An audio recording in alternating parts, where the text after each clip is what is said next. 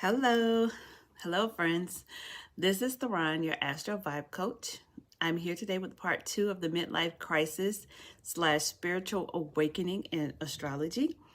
Today, we're going to talk about Pluto, square Pluto. This is a transit that starts anywhere between the ages of 36 and 40, and it's usually an indicator that you are headed into this midlife crisis slash spiritual awakening. Pluto square Pluto has one goal, and that is to remove blockages that have kept you stuck. Usually, they're around old belief systems that no longer serve you. So, what is a square? It is an aspect in astrology where two planets are 90 degrees apart. They create a right angle. How do we feel and how are we influenced by a square? That would be through tension, frustration, conflict. It creates a. It creates such a.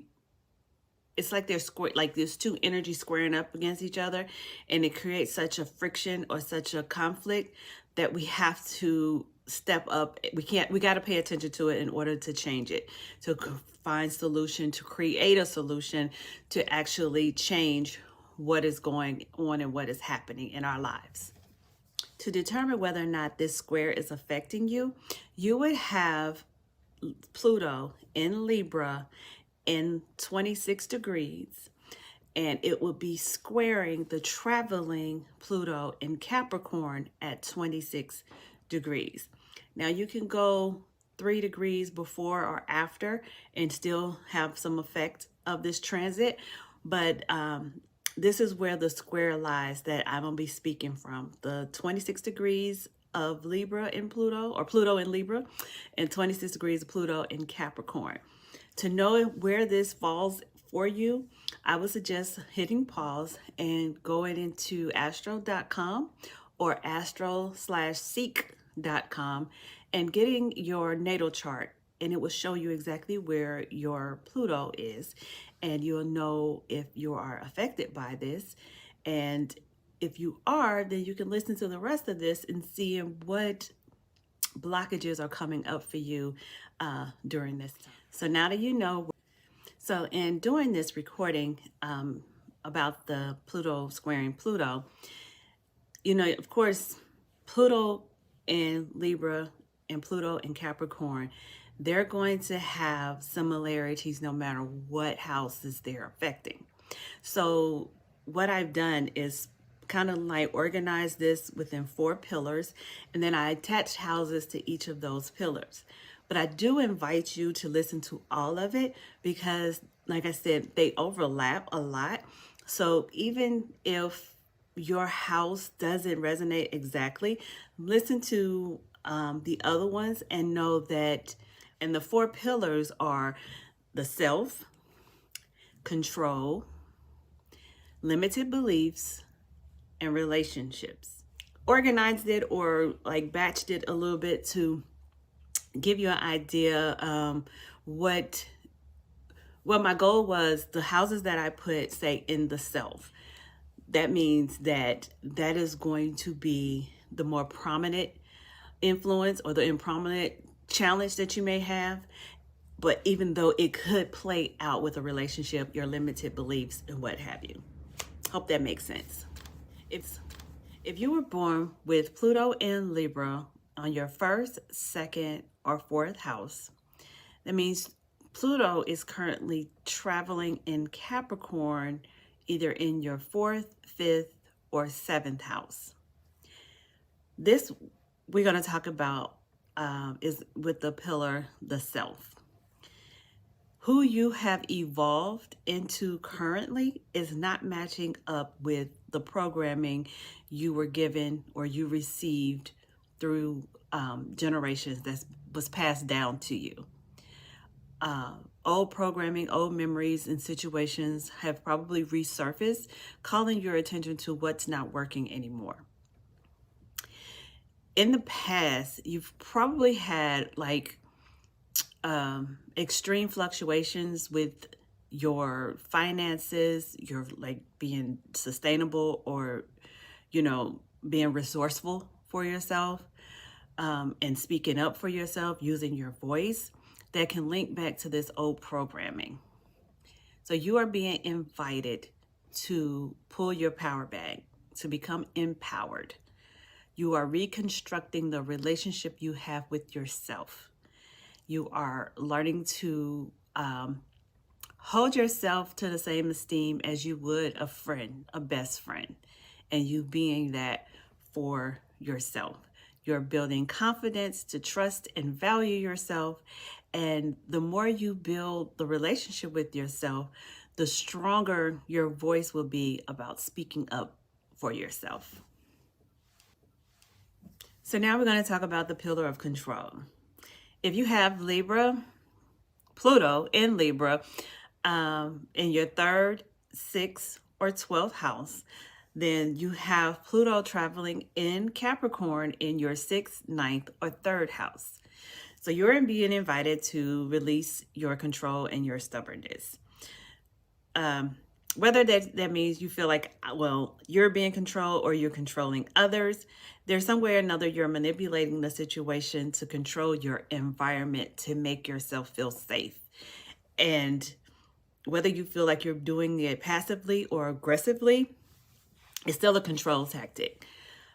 You can also come off as a person as my way or the highway. The other person is being silenced in the relationship. They're not being seen, they're not being heard, or validated in the relationship. But you, control makes you feel safe and stable. It's generated from fear of abandonment, fear of rejection, having memories of being let down too often has caused you to build this barrier of let me control my environment so I can feel secure. It's even possible that also in your relationships with others, you maintain control, thinking that that is in the best interest of everyone else. Again, it goes back to the my way or the highway type thing. You try to keep control of the environment in the sense of saying, like, you having control of it is the reason why everybody else has a great quality of life. And actually that isn't true. You're actually just making a situation for yourself. So again, you can feel secure in your environment. You can't carry the world on your shoulders. No one can. So I'm pretty sure as Pluto goes through Capricorn, it will start burning down those structures you're working so hard to maintain, just to show you pretty much where your power lies and that you still can be safe and secure. Pluto will invite you to open your mind, broaden your perspective, and actually get into a flow and allowing genuine relationships where people are able to enter into your life and actually exit your life if necessary. And it's more healthy for you than you probably realize, because secure attachments to people and to things, it's a lot better and a lot healthier for you than to try to control and keep everyone trapped close to you, trapped around you in order for you to have this false sense of security. So now we're going to talk about limited beliefs. If you have Pluto in Libra in the houses of 9th, 10th, or 11th, that means Pluto in Capricorn is traveling through your 12th, your 1st, or your 2nd. You are releasing limited beliefs. You have limited beliefs of yourself, and you have limited beliefs of other people in your relationships. So the limited beliefs about yourself is translated into low self-esteem and low self-worth. You hold everyone else's opinions, their talents, more valuable than you hold for yourself. So you actually kind of shrink. You do shrink. And you kind of want to stay up under the radar. You don't want to be seen. What you've done, though, is you've given your power away to what you think people think about you. You've created some narrative and feel like that's reality of how people see you. And chances are it's not. but it's causing you to hold yourself back from any of like the nudges of the of like changing that you feel like you know, oh, I should do this different. I need to change. I don't even like doing this anymore. But you hold yourself back from doing things like that for the fear of being abandoned or rejected, which leads you to the limited beliefs in relationships. There's a programming that has you isolated and stuck in the same relationships. It's as if the people that you have in your environment are the only people on earth, and you don't see yourself meeting like anyone else outside of this bubble that you have yourself in. And that's really limited. Opening your mind and broadening your mind will help you seek different environments. Even, you know, try some travel. Try just open up and see things from a different point of view and a different scenery. Smell some different air. Try to get yourself where you can see where that there may be people who you've evolved into. You find people who are actually accepting of that, where you don't have to shrink down in order to feel like you are fitting in and you're belonging with the group of people. You're finding that space, those groups, that tribe that is more compatible. You can call in the life you want. You have dreams, you have ideas, and the ability to seek truth, and you see truth. Learn to go to let go, sorry, learn to let go of comparing yourself to others to fit in, or for the sake of comparing yourself to others for bragging rights. It's still limited belief. Those with limited beliefs usually hold themselves back with the term is, what will they think? Well, they gonna say this about me? And it's just, or yeah, they use that they or them. And the challenge is, and I got this from a book called Finding Your North Star, and I can't remember the author's name right now, but the book is called Finding Your North Star, and she challenges the reader to list who they may be. So if you're a person like, what would they think? List out names to figure out who they that you're referring to. Who are they that you are referring to? Once you do that, I promise you, you'll realize these are the people that I am giving my power to. And these are the people that I'm going to take my power back from. And now I'm going to talk about relationships. If you have Pluto in Libra in the 5th, 7th, 8th house, then Pluto in Capricorn is traveling through your 10th, 11th, or 12th house. You're learning to be a team player. You're learning how to actively merge resources with another person, or even in a work environment. So, you know, partnerships, whether it's marriage, whether it's business, whether it's literally being a team player at work. This is where your challenge is going to come in at. Your first impression of relationships is what you've learned and witnessed at home growing up. Old programming is how you've actually built some of your relationships, and that is being challenged now that you are an adult.